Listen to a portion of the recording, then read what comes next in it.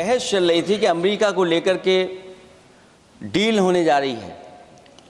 सभापति महोदय मुझसे पहले अभी जो भारतीय जनता पार्टी की माननीय सदस्य बोल रही थी, और भारतीय जनता पार्टी का ये पक्ष है कि हम लोगों ने दुनिया में बहुत सारे देशों से फ्री ट्रेड एग्रीमेंट कर लिया है। सभापति महोदय, मैं भारतीय जनता पार्टी की सरकार से जानना चाहूँगा, अभी कितने देश और बचे हैं जिससे आप फ्री ट्रेड एग्रीमेंट नहीं कर पाए हैं? कुछ ऐसे भी देश बचे होंगे शायद जिनसे आपकी इच्छा होगी कि हम फ्री ट्रेड एग्रीमेंट कर लें, और सभापति महोदय का फ्री ट्रेड एग्रीमेंट हो भी जाते हैं। जो लोग कभी रुपए के बारे में बहुत चिंता करते थे, कभी कभी उम्र से, कभी कभी दूसरे लोगों के उससे जोड़ देते थे, इतने सब फ्री ट्रेड एग्रीमेंट होने के बाद और अमेरिका से डील नहीं ढील हुई है, उसके बाद हमारा रुपया कहां पहुंचेगा? और अगर यही डील होनी थी तो 11 महीने इंतजार क्यों कराया? अगर यही डील होनी थी सभापति महोदय, तो 11 महीने किस बात का इंतजार था? हमारे कारोबारियों को या हमारे जितने भी उद्योग से जुड़े लोग हैं उनके साथ ये परेशानी क्यों? बजट पर सबसे पहला सवाल यही है कि डील पहले बनी है बजट।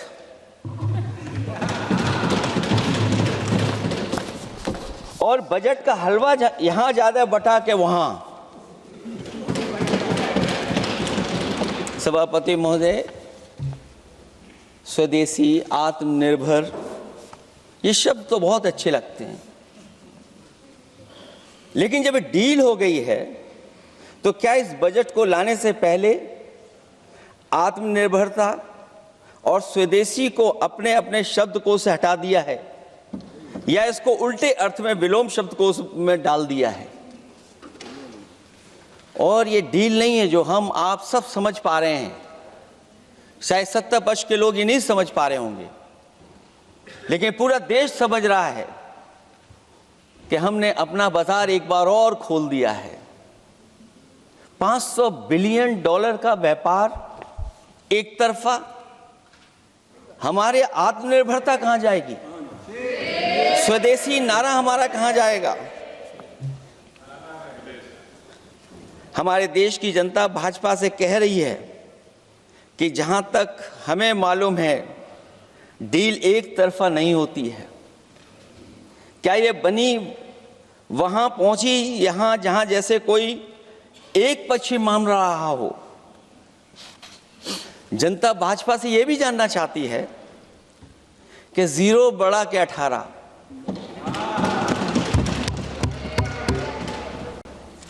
सभापति महोदय, भाजपा का समझौता गणित क्या यह है कि 18 0 के बराबर है? क्या 18 हमारा 0 के बराबर है? देश के किसानों, दुकानों, उद्योगों को बचाने के लिए खोखले शब्दों के अलावा भाजपा के पास कोई और सुरक्षा कवच या संरक्षण योजना है कि नहीं है? इसलिए मैं सभापति महोदय कहना चाहता हूं, ये बजट दिशाहीन है। इस बजट में कोई विजन नहीं है कि 2047 तक हमारा देश विकसित भारत बन जाएगा। और हम जैसे लोगों को, समाजवादियों को तो सरकार से पहले ही उम्मीद नहीं थी, और जिस सरकार से उम्मीद ना हो उसकी बजट से क्या उम्मीद होगी? इस बजट में पीडीए के लिए कुछ भी नहीं है। कोई योजना दलित, पिछड़ा, महिला, गरीब, अल्पसंख्यक या नवयुवक के विकास के लिए नहीं लाई गई है। ऐसा लग रहा है कि सरकार ने इनके बारे में सोचना ही छोड़ दिया है। और अगर जीडीपी हमारी 7% है और नॉमिनल जीडीपी की ग्रोथ केवल 8% है, जो कि लगभग 12% होनी चाहिए थी, इसके कारण लोगों के हाथ में कम पैसा है, और कारण यह भी लगता है कि हमारा प्राइवेट इन्वेस्टमेंट नहीं आ पा रहा है। जो लोग ये कहते हैं कि हम प्रति व्यक्ति आय बढ़ा रहे हैं, जो आंकड़े हमारे पास हैं, जो जानकारी हमारे पास है, वो आंकड़ा यही कहता है कि $3000 के लगभग प्रति व्यक्ति आय हमारी है। और अगर हम दुनिया से जब इतना ही जुड़ गए हैं तो 2025 की जो रैंकिंग है, हमारा स्थान 144 में 144th है। तो जहां हम इतना 10, 11, 12 साल से हम इतने बजट ला रहे हैं, क्या हमारे पर कैपिटा इनकम लोगों की नहीं बढ़ पाई? और सदन में, इसी सदन में कई बार ये पूछा गया कि जो लोग राशन प्राप्त कर रहे हैं, गरीबी रेखा से नीचे हैं, कम से कम उनकी पर कैपिटा इनकम क्या, ये तो बताना ही चाहिए सरकार को। और पिछड़ेपन को दूर करने के लिए कोई विजन नहीं दिखता इस बजट में। जैसे जब बजट आता है तो बजट में ढूंढते हैं हम लोग कि हमारे स्टेट के लिए क्या और खास नया आया होगा। उत्तर प्रदेश जैसा प्रदेश जहां पर डबल इंजन की सरकार को बहुत कुछ कहा जाता है कि डबल इंजन की सरकार है, हम विकास भी डबल करेंगे, लेकिन मैं देखता हूं उत्तर प्रदेश के लिए कोई खास योजना ऐसी नहीं आई है जिससे उत्तर प्रदेश के 25 करोड़ लोगों को कुछ मुख्य धारा से जोड़ा जाए। वैसे तो बड़ी बड़ी योजनाएं बताई जा रही हैं कि हमारे कई फ्रेट कॉरिडोर्स बन रहे हैं, वाटरवेज बन रहे हैं, एक्सप्रेसवेज बन रहे हैं, लेकिन उत्तर प्रदेश जहां से प्रधानमंत्री जी आते हैं, भविष्य में जो बनेंगे एक्सप्रेसवे, लेकिन भारत सरकार के बजट से कोई भी अभी एक्सप्रेसवे वहां पर नहीं बना। अगर कोई बना हो, नया बन रहा हो, बड़ा बन रहा हो तो बताएं।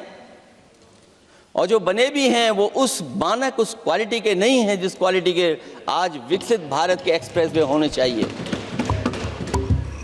जो लोग भ्रष्टाचार पे बड़े बड़े सवाल उठाते हैं, वो कम से कम अपनी सड़कों को देखें, अपने एक्सप्रेसवेज को देखें कि उन्होंने क्या बना करके खड़ा इतने हजारों करोड़ रुपए खर्च करने के बाद।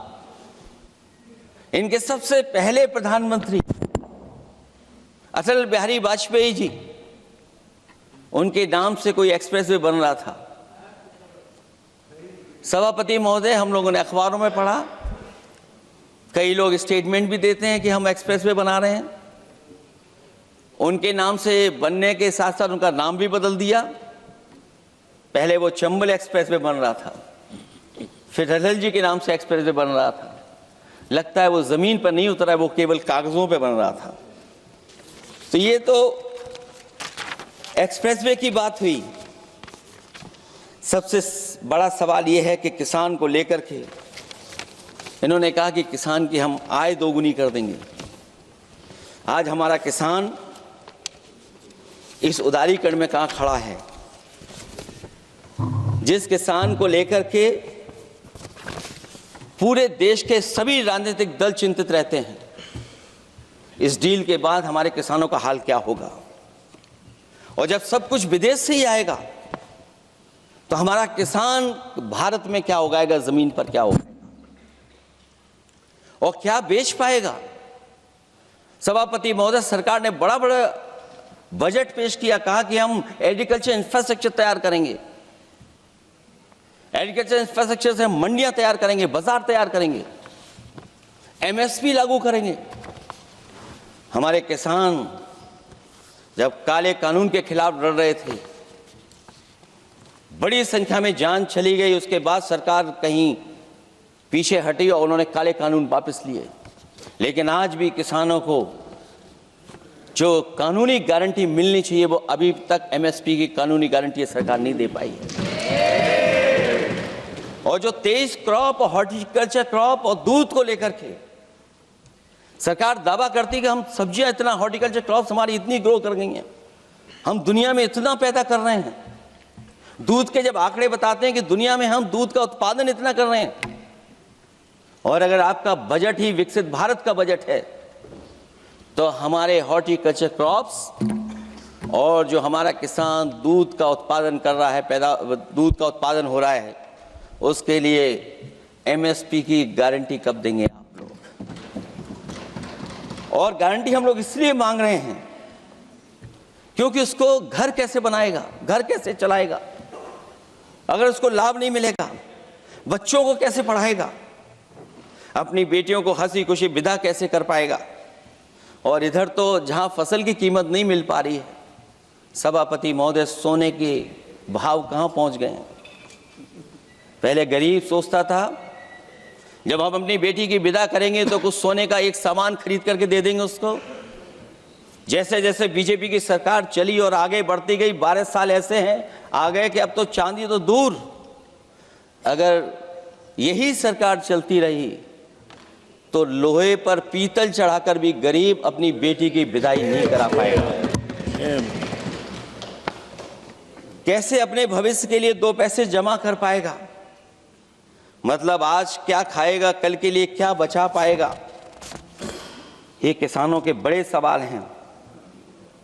भाजपाई किसानों को लाभ नहीं पहुंचाना चाहते हैं, ये किसी और को लाभ पहुंचाना चाहते हैं। कुछ अदृश्य लोग हैं जिनको लाभ पहुंचाना चाहते हैं, क्योंकि इनका बजट, जो बजट बनाते हैं, वो आम जनता का ना उसमें जिक्र है ना फिक्र रहती है। और अगर फिक्र होती उनको तो किसान की खाद समय पर मिल जाती उन्हें, उनको बीज समय पर मिल जाता, सस्ती बिजली उपलब्ध हो जाती, सिंचाई मुफ्त हो जाती थी। और मुझे याद है सभापति महोदय, समाजवादी सरकार में हम लोगों ने किसानों की सिंचाई मुफ्त करने के भी फैसले लिए। कीटनाशक दवाइयां कितनी महंगी हैं और सरकार ने किसानों को अपने हाल पे छोड़ दिया। मंडियों पे कहीं कोई खरीद नहीं है, और अगर खरीद हुई है तो सरकार बताए कि धान, आलू या गेहूं की खरीद में तो मिल जाती है उसको कीमत, लेकिन धान और आलू जैसी फसलों पर कोई सरकार कीमत नहीं दे पा रही है। महंगाई बेतहाशा बढ़ने पर भी इस बजट में जनता को टैक्स में न छूट देना टैक्स शोषण है।